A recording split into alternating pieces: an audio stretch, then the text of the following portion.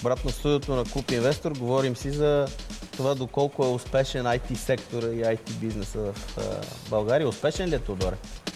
Успешен е, да. Жоро Стоев каза, че това е най-бързо или един от най-бързо развиващите се сектори в България.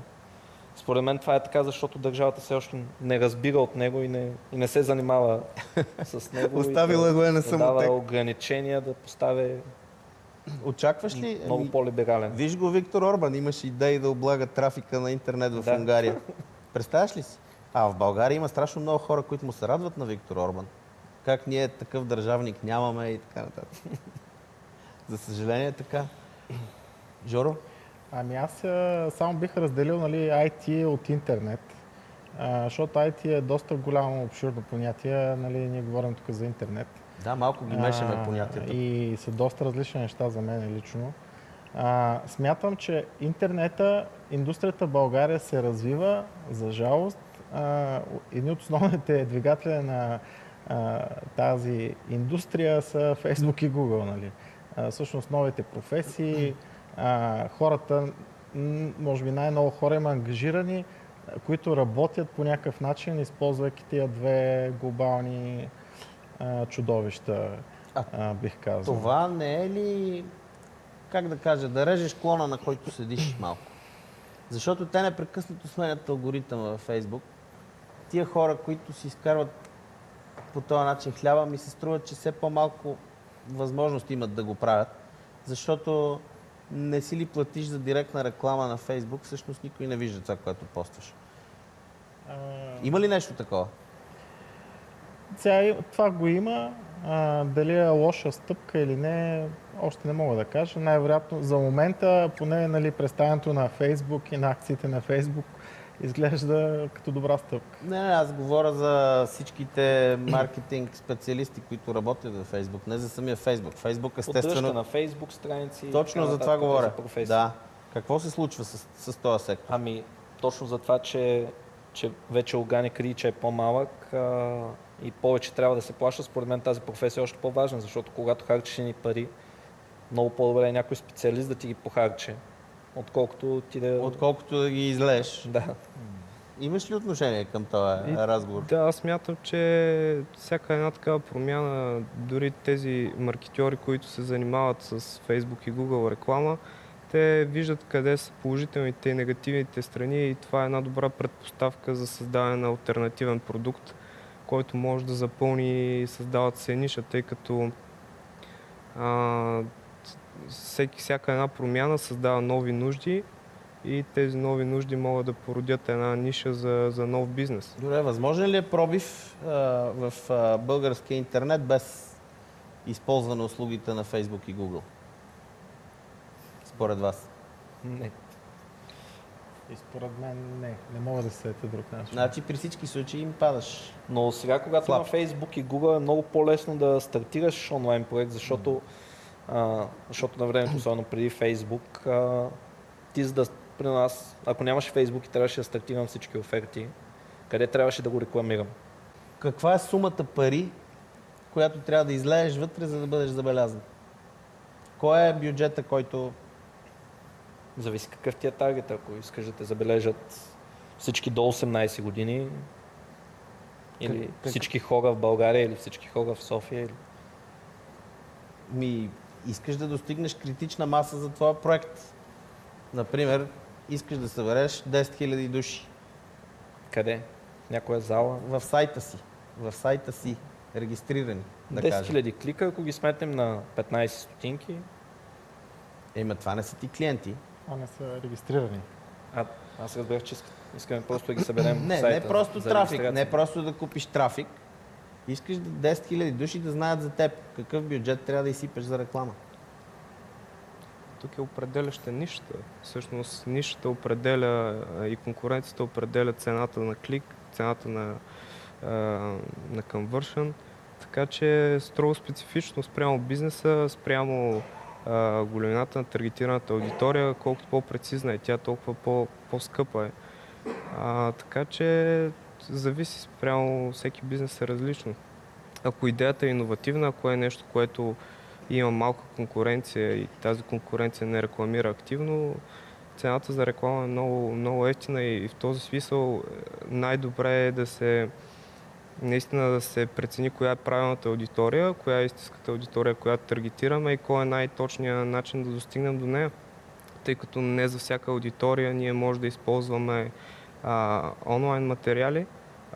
Има големи вериги магазини в България, които все още разчитат на принт реклама и това за тях работи безотказно, тъй като тяхната аудитория е,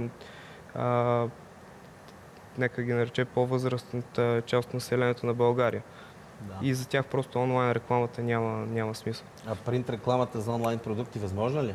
Да, Работи? правили сме доста успешни кампании за всички оферти, точно с принт. Работи. Да, събиране на имейли, чрез раздаване на награди.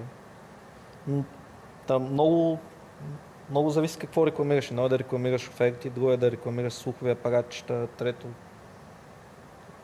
Зависи какъв е продукт. Да. А ако е медиен продукт? Ако е медиен, там вече трябва доста големи бюджети, защото не е важно да имаш трафика, трябва да запомнят името на медията и да го наложиш. Да. И там вече не става само с пари за реклама и това нещо отнема доста време, за да разберат хората, че може да се вярва на този сайт и да... Да ви върна обратно към бизнес моделите, начините за вадене на пари от интернет. Кой е най-бързо развиващия се към момента? Определено онлайн търговията. Специално за всички оферти имаме... Дай малко данни, значи ти гледаш пазара много Миналата близо. година Изкарай някакво число, дигни ги за вест. за 2013 сме продали ваучери на стойност 18 милиона лева. Са минали през всички оферти. 2014 без декември месец имаме ръст около 10-12%. Декември още не сме го калкулирали. Но определено този пазар расте. Като това не е целият пазар, не? Да, има, Това е което е има минало поне през още вас. 30-40%, които не минават през нас. Да. 30. А в България вече хората научиха ли се да се доверяват на електронните разплащания? Има ли страхове, свързани с това, че ще бъдат измамени, че някой ще им... Все по-малко хора имат страхове. Мисля, че точно и колективното пазаруване допринесе много за това хората да вярват, че когато платят нещо, ще го получат. Как? Защото те стартираха с плащане на ваучери за 5 лева за маникюр, за сешуар, за 10 лева за някой ресторант. Видяха, че наистина тази услуга съществува, че плащането в интернет не е нещо страшно, не ти потъват парите. Не е като да си купиш контрабандни цигари на женския пазар. Плащането оставя електронна следа и можеш много лесно да покажеш какво си купил, кога, от кого, откъде са минали парите. Да, така. Искаш да вземеш отношение по този въпрос? Аз също смятам, че онлайн продажбите реално генерират най-големи приходи. След това рекламата, контекстното позициониране на стоки и услуги, което пак води до търговия, така че... Да. Жоро, ти на кой бизнес модел? Първо да те върна. Със сигурност онлайн разплащанията, да кажем с банкови карти, растат все повече и повече, но все още предпочитания модел е или да платиш на каса през някаква платежна система, или на куриер да получиш стоката си. Може би все още чисто в онлайн магазин, където се доставя физически продукт, хората предпочитат да платят при получаване и затова колко е пазара никой не знае. Точно това исках да Може би разбера. куриерските фирми знаят много по-добре колко е пазара. Всъщност наложения платеж ли е най-разпространение или... За онлайн магазините мисля, че За да. физически доставки със сигурност. За физически доставки със сигурност. И след това, по ваша преценка, аз знам, че няма официални данни, как са?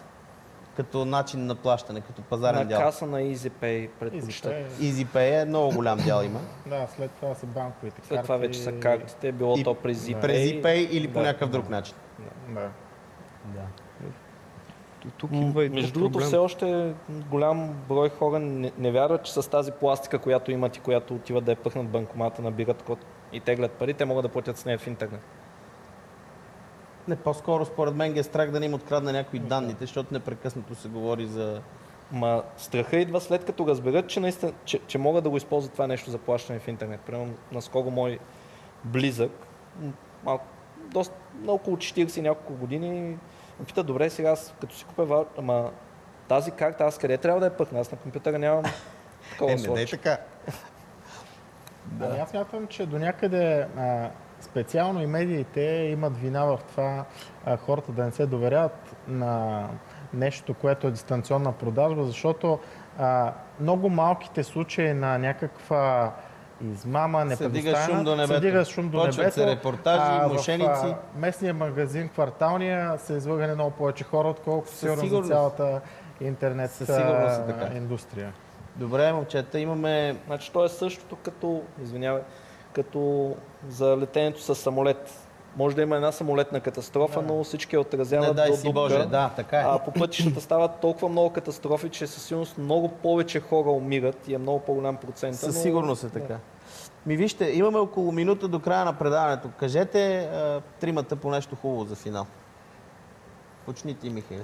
И аз смятам, че стартъп екосистемата в България се развива, има все повече предпоставки за това. В рамките на държавата не са ограничения по никакъв начин за стартъпите. Има много възможности в чужбина. Реално, стартирайки стартъп, ставате играч в една глобална екосистема. Зависи от стартъпа.